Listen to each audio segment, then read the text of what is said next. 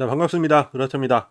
오늘은 제가 비율 투자를 하고 있는데 수익이 나면 ETF를 어떻게 매도를 할지에 대해서 계산하는 엑셀식을 공유를 해보도록 하겠습니다. 기존에 제가 강의를 나갔을 때도 비율 투자를 제가 제공한 엑셀을 이용해서 나스닥 레버리지와 현금을 일정 비율 유지하면서 투자하는 것은 이해가 가는데, 만약에 수익이 어느 정도 났을 때 내가 인출을 하고 싶으면 어떻게 계산해야 될까요? 라고 저한테 질문하신 분이 있어요. 그래서 제가 그때 대답해 드리기를, 저도 아직까지는 인출할 정도로 목돈이 크게 모이진 않았기 때문에 제 유튜브나 블로그를 꾸준히 봐주시게 되면 제가 조만간 올리도록 하겠습니다, 이렇게 약속을 드렸거든요. 그러면서 저도 이제 고민을 하고 있었죠. 어떻게 새로 엑셀을 만들어야 될까? 어떻게 만들어야 될까? 왜냐면은 뭐 간단하게 생각하면 수익이 났으니까 나스닥 내버리지만 전부 다 매도를 하면 되겠지만, 그렇게 되면 불필요하게 더 매도를 하니까 세금도 더 낭비가 될 것이고 계좌의 수익률도 꾸준하게 유지를 못하겠죠. 그래서 저도 고민이 좀 있었다가 우연하게 그 리밸런싱 계산기를 이리저리 입력을 해보다 보니까 다 만들어 놓고 제가 모르고 있었던 거예요. 비율 투자에서 수익이 났을 때 인출하는 방법도 제가 기존에 쓰고 있었던 리밸런싱 계산기로 충분히 계산이 가능하다는 거를 오늘 제가 좀 알려드리려고 합니다. 자, 요거는 10월 말자 제 ISA 계좌였어요. 여기서 한 1000만 원 정도 인출 한번 해보자, 이렇게 생각을 해봤죠. 일단 여기 보시면 코덱스 미국 나스닥 배 레버리지 합성 H 요거 있죠. 평가 금액이 한 3,300만 원 정도 되고, 그다음에 현금을 투자하고 있는 타이거 CD 금리 투자 KIS 합성 요 같은 경우는 1,180만 원 정도 됩니다.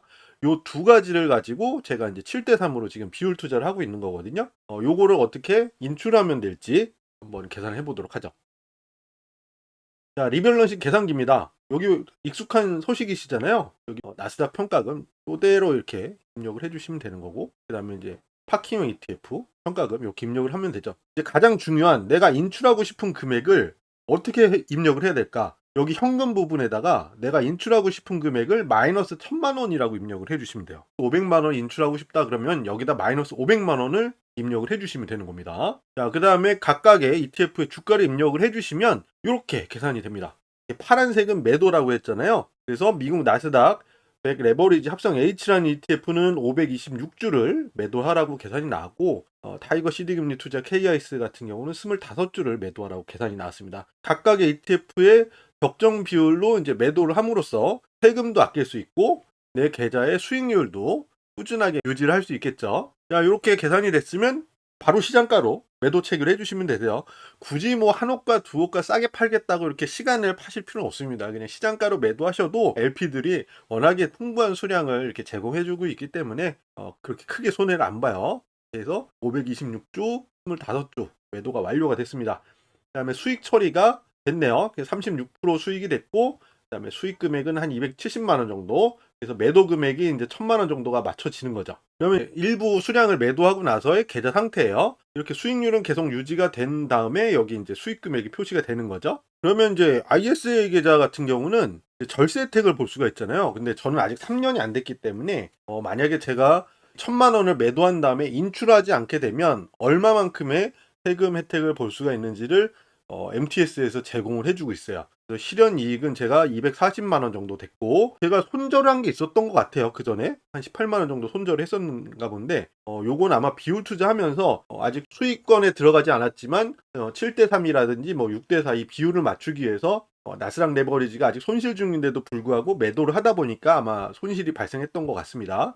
그 다음에 이제 뭐 비용 같은 거 계산이 돼서 기과세 한도가 200만 원, IS에는 200만 원 잡히잖아요. 그래서 이제 수익에서 손실 빼고 뭐 이렇게 비용 빼고 그다음 비과세 한도 빼니까 이제 IS에서 만약에 3년을 유지하게 되면 세금은 26,000원 정도만 내는 거였다. 세금 혜택은 한 35만 원 정도 되게 챙길 수 있었다. 이렇게 계산이 됩니다. 자, 그러면 이제 제가 세금을 떼야 되겠죠. 15.4%를 떼고 이제 인출할 수 있는 한도가 이제 970만 원이에요. 아까 1000만 원을 딱 맞춰서 인출했지만 세금을 납부해야 되니까 970만 원 정도 인출할 수가 있는데, 중개형 ISA 계좌에서 중도 인출을 할 때 유의하실 점이 있습니다. 중개형 ISA 계좌는 납입 원금 이내에서만 출금이 가능합니다. 그 다음에 중개형 IS에서 출금하더라도 납입 한도는 늘어나지 않습니다. 이 두 가지를 꼭 명심을 해주셔야 돼요. 그래서 여러분들 같은 경우는 가급적이면 ISA 계좌에 있는 금액은 인출하지 마시고요. 그냥 일반 계좌에 있는 거를 인출하셔서 쓰셨으면 좋겠습니다. 저는 오늘 뭐 콘텐츠를 만들면서 겸사겸사 여러분들한테 알려드리기 위해서 ISA 계좌를 인출하는 거니까 그런 거는 신경 쓰지 마시고요. 이 비율 투자 리밸런싱 계산기는 제 블로그에 들어오시면 여기 비율 투자 기록이 있어요. 이걸 눌러 주신 다음에 좀 넘어가다 보면은 여기 QLD 캐시 70대 30 리밸런싱 계산기라고 있습니다. 요거를 클릭해 주시면 아래에 이렇게 엑셀 파일로 제가 업로드를 해놨으니까 나스닥 레버리지랑 현금을 이용해서 비율 투자하실 분들은 이 위에 서식을 다운 받으시면 되고, 저처럼 나스닥 레버리지랑 파킹형 ETF를 활용하실 분들은 아래 파일을 다운 받아서 쓰시면 됩니다. 자, 다운을 받게 되시면 이제 이렇게 서식이 나오죠. 어떠세요? 간단하죠? 비율 투자를 하게 되면 주가가 어떻게 흘러가든지 간에 내가 이 시장에 대처할 수 있는 능력이 생기기 때문에 투자를 오랫동안 할 수가 있고요. 중간중간에 내가 필요에 의해서 자금을 인출할 때는 오늘 공개해드린 리밸런싱 계산기를 활용해서 필요하신 만큼 언제든지 인출이 가능하시니까, 투자를 처음 시작하시거나 내가 어떻게 하는지 잘 모르겠다, 아니면 나만의 법칙이 없으신 분들은 제가 공개하고 있는 비율 투자를 따라서 한번 꾸준히 해보시는 것도 좋을 것 같습니다. 제가 공개하고 있는 이 비율 투자는 제 유튜브 채널 들어오시면요, 이 재생 목록에 들어오시면 미국 지수 ETF 투자 방법이라는 폴더가 있습니다. 그래서 여기 모든 재생 목록 보기를 누르시면요, 한 10개 정도 파일이 나오는데 여기 1번부터 4번은 이제 비율 투자에 관련된 영상입니다. 각각의 영상이 한 10분 내외이기 때문에 시간 있으실 때 한번 천천히 봐주시면은 이 비율 투자를 어떻게 하는지, 왜 시작을 했는지에 대해서 쉽게 이해를 할 수가 있으실 거고요.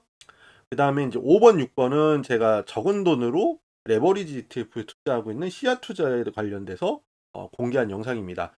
아무래도 목돈을 갖고 투자를 하시는 분보다는 투자를 처음 하시는 분들이기 때문에 목돈이 없으신 분들이 많거든요.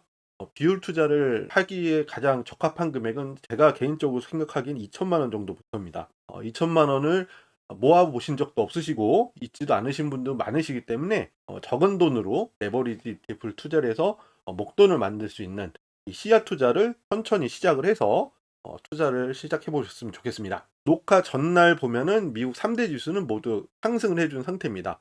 그전 같은 경우는 하락을 했었는데 뭐 AI 거품론이다, 미국의 셧다운이 장기 지속된다, 이런 것 때문에 뭐 지수가 좀 하락을 했다고 하는데, AI 거품론은 몇 년째 나오고 있는 얘기고요. 미국 셧다운도 진짜 몇 년째 반복이 되고 있는 얘기입니다. 이 지수를 움직이는 세력들이 여러분들을 다 끌고 가지는 않습니다. 중간중간에 탈락을 시켜야 되는 분들이 있기 때문에 한번 철컹철컹 움직이는데, 이때를 버틸 수 있게 해주는 게 제가 말씀드리고 있는 비율 투자거든요. 투자를 이용해서 꾸준하게 하락장에도 견딜 수 있었으면 좋겠습니다. 최근에 국내 증시의 흐름도 좋은데요. 특이점 같은 경우는 뭐냐면, 이 지수가 이렇게 상승하는데도 여기 보시면 상승하는 종목보다 하락하는 종목이 더 많다는 거예요. 지금 지수를 끌고 가는 종목은 시가총액이 큰 종목입니다.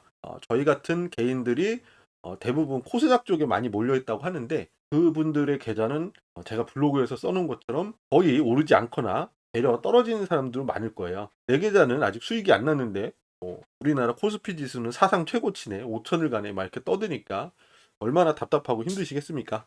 그렇기 때문에 우리 같은 개인 투자자들은 개별 종목보다는 지수에 투자를 하시는 게 훨씬 현명하고 쉽게 돈을 벌 수 있는 방법입니다. 다만 지수에 투자를 하려면 최근과 같은 조정이 오게 되면 어떻게 대처를 해야 될지 방법을 마련을 해놔야 되기 때문에, 그 방법으로 현금을 일정 비율 갖고 있으면서 그때마다 현금을 투자를 해서 주식을 더 사고, 지수가 오르면 그만큼 팔아서 현금으로 쟁겨놓는 이 비율 투자 방법을 꾸준하게 시행을 하셨으면 좋겠습니다. 오늘도 영상을 오랜만에 남겨봤습니다. 아무래도 제 비율 투자 같은 경우는 그렇게 얘기를 드릴 게 없어요. 솔직히 말씀드려서 저도 시장 상황 같은 거를 계속 말씀드렸으면 좋겠는데, 저의 투자가는 시장에 흔들리지 말아야 하거든요.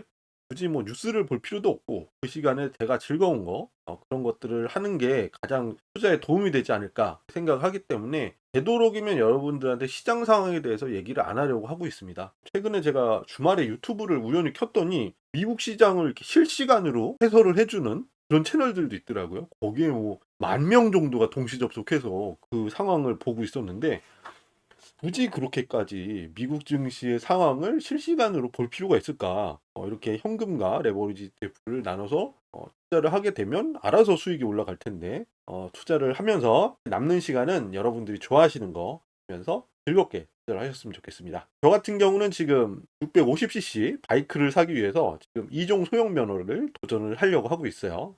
시원한 바람 맞으면서 바이크를 타다 보면 또 언젠가는 또 미국 지수가 지금보다 훨씬 높아지는 날이 올 거잖아요. 그 사이 동안 여가 시간을 보내기 위해서 이렇게 나름대로 준비를 하고 있습니다. 여러분들도 이렇게 비율 투자하시면서 중간중간에 취미생활을 한번 해보세요. 그러면 시간이 어느덧 가 있고 내 계좌는 더 불어나 있고 이런 현상들을 발견할 수가 있으실 겁니다. 자, 오늘도 방송 들으시느라고 정말 고생 많으셨고요. 앞으로 우리나라 코스피 지수 5천까지 충분히 갈 겁니다. 그리고 미국 지수도 더 갈 거고요. 너무 신경 쓰지 마시고 항상 현금만 튼튼하게 챙겨 놓으면 언제든지 수익을 볼 수 있다. 이 생각을 가지시고 투자에 임해 주셨으면 좋겠습니다. 그럼 다음 영상에 뵙도록 하겠습니다. 감사합니다.